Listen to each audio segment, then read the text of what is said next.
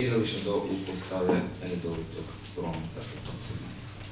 6. akt je zaključak u uvođenju nove odluke o organizaciji prometa na području količine ulica Kastrokova, Krajnjih Sključka, Uspona Kaštelu, Svetog Stjepana i Srpskog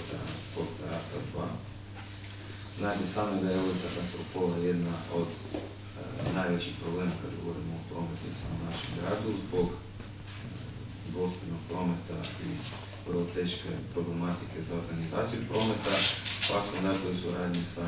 građanima i ustanovama, poduzećima koje tamo obavljaju svoju djelatnost, došlo se do zaključka da je potrebno uvesti jednu novu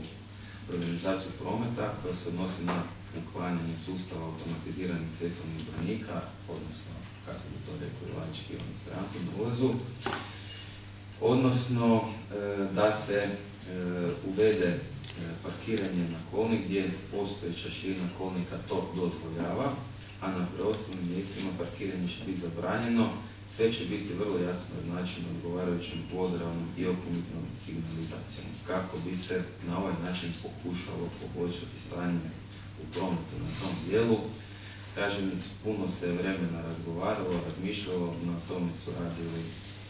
mnogi ljudi i predlaže se da bi ovo moglo biti ipak korak naprijed, jer je